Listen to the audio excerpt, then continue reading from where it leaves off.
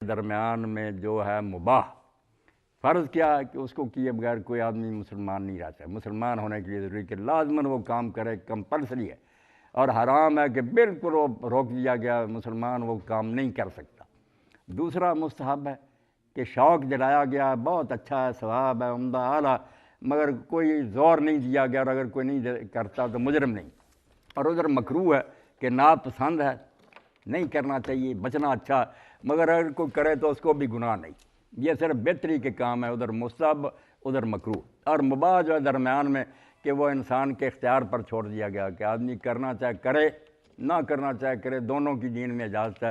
جیسے پلاؤ کھانا، زردہ کھانا یہ مباح ہے، کوئی پلاؤ کھائے کوئی زردہ کھائے، آدمی کی مرضی پہ۔ امام ابو حنیفہ رحمۃ اللہ علیہ کی فقہ میں ذرا زیادہ باریکی سے کام لیا گیا، وہ ایک طرف فرض، اس کے نیچے واجب، اس کے نیچے سنت، پھر مؤکدہ، غیر مؤکدہ، اور بعد میں مباح، اور ادھر دوسری طرف فرض ہے، پھر واجب ہے، پھر مکروہ تحریمی ہے، پھر مکروہ تنزیہی ہے۔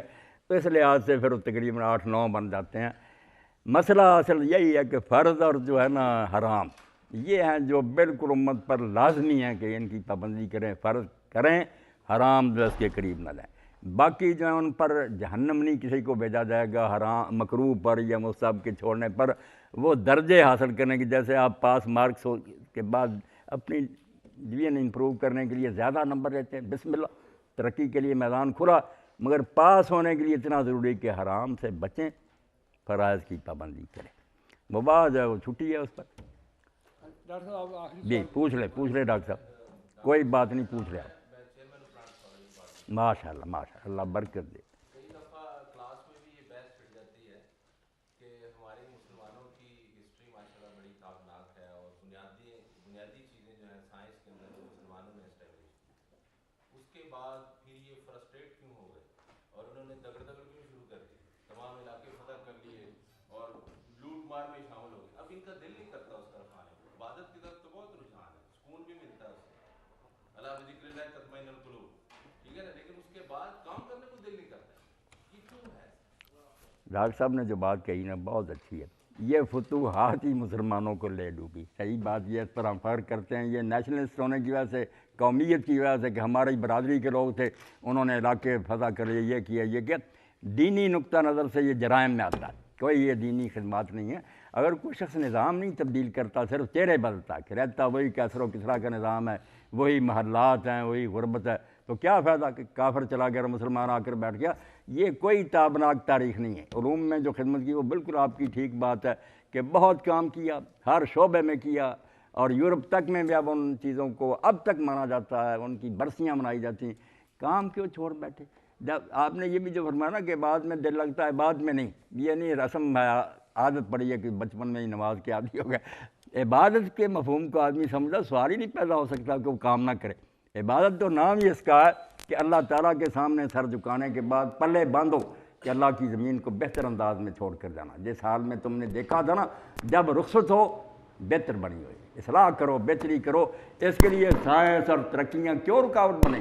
بندہ مومن کا تو کام ہے کہ وہ زمین کو بہتر حالت میں چھوڑے، یہ تعمیر جو ہے بہتری اچھی ہے، مگر یہ کوئی نہ عبادت، آپ کہتے ہیں عبادت کی طرف زیادہ جاتے، کہاں جاتے؟ 1000 میں سے ایک بھی مسجد کی طرف رخ نہیں کرتا، چند بوڑھے رہ گئے، کچھ نہیں۔ نماز کی طرف رخ کرتے اور نماز کو سمجھتے کہ وہ کیا کہتے، یہ بھی نہ ہوتا کہ رسم کے طور پر ادا کرتے۔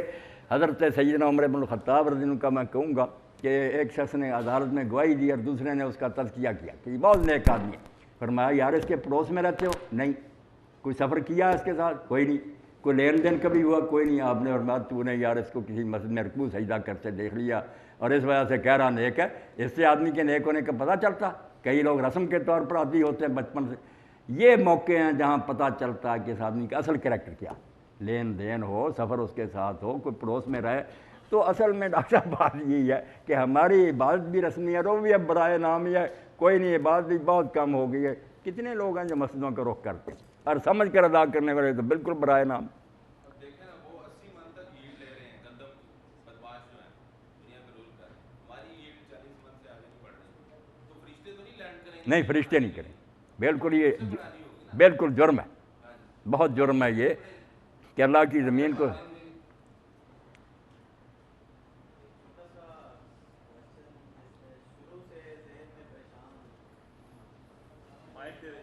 आज माइक देना चाहिए ना भाई।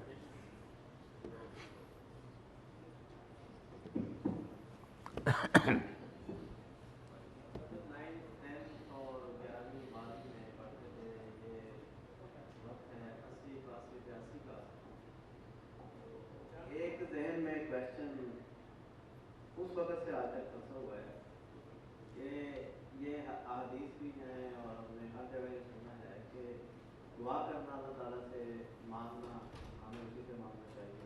कलेक्टिव इकट्ठे होकर जब दुआ करते हैं उससे ज़्यादा सुनते हैं। फिर ये जब मजमे में हम करते हैं बच्चे मासूमों की दुआ बहुत ज़्यादा कबूल होती है। तो जब से हमें होश संभाली है आज़ाद कश्मीर और फ़लस्तीन और इस तरह के आजकल जो हमारे मसाइल हैं वो बहुत ज़्यादा बढ़ चुके हैं।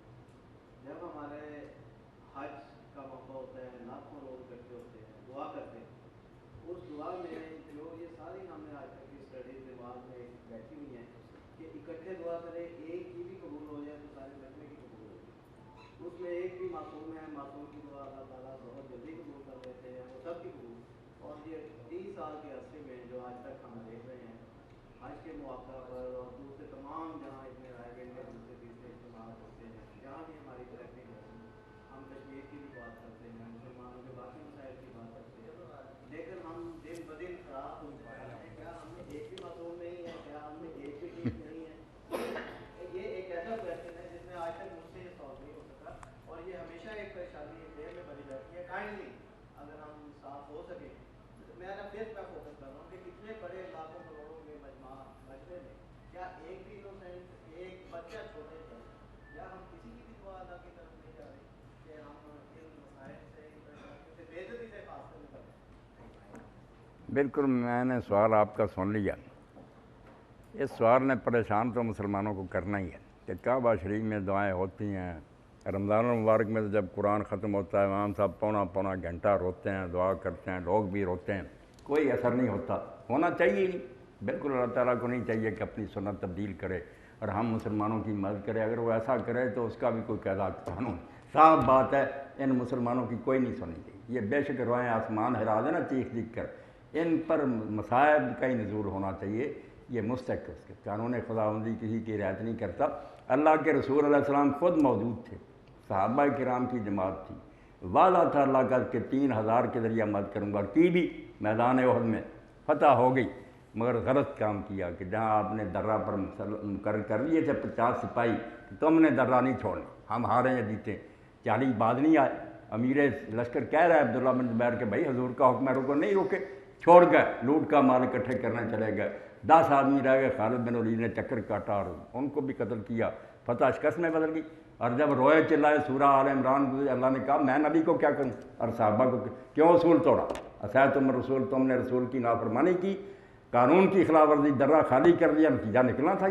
इसलिए साहब मुँह पर तमाचा लगा कि तुम क्या कहते हो कि अल्लाह ताला तुम्हारी खातिर अपनी आदतें बदल दे। इसीलिए अमीरुल मोमिनीन इब्न अबी तालिब रज़ियल्लाहु का कौल ये याद रखना चाहिए, सब लोगों तक पता है कि अब दाई बिल अमर, जो करता कुछ नहीं और दुआएं करता ना, कर रामी बेकौसम बिलावत है, वो ऐसी कमान से तीर चला रहा है जिसके आगे तंदी नहीं, कोई वो तीर को खींचने वाली बात ही नहीं। तीर क्या करे, पहले काम करो तो तुम्हारे बस में है, पूरा जोर लगाओ, फिर अल्लाह से मदद मांगो। इकबाल यही कहते हैं, बाद दुआए नुसरत पैगामीने हो। अल्लाह के रसूल की एक तरफ मदद की दुआ होती थी कि अल्लाह मदद कर, और दूसरी तरफ तलवार आमीन कहती थी, आमीन मुफ्ती नहीं तलवार कहती, पूरा असला होता था, कुव्वत होती। अब करते कराते मुसलमान कोई नहीं, इमाम काबा रोए दूसरे को क्या बनेगा। और आपने वहाँ की मिसाल दी, मैं तो जाता रहा जानता हूँ कि अब इमाम काबा कितने मजलूम हैं और हरम शरीफ कितना महबूस है कि इमाम काबा अपनी मर्ज़ी से दुआ नहीं कर सकता, आयत नहीं पढ़ सकता, लिखी देते हैं वो सिर्फ पढ़ देता, कभी फिक्र रह जाता, पीछे से पढ़ना शुरू कर, जैसे किताब सुनाई, कोई खिताबत नहीं, कोई लेक्चर नहीं, कोई आज़ादी नहीं कि वो आसानी से आराम से टोके कि क्या कर रहे हैं। सिपाही सामने बैठा होता है कि अगर आयत भी तब्दील की उसी वक्त नोट कर लें। तो ऐसे लोगों पर अल्लाह की रहमत नाज़िल। हाँ, और आप देखते हैं कि वो गिलाफ़े काबा लोग चीखे कि आपने ये भी कह दिया।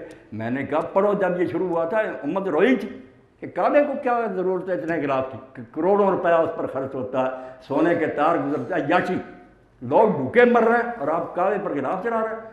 और कौन है बानी इसका, यजीद पलीद, कि उसने रेशम का लिबास चढ़ाया। बाद से हुक्मरानों ने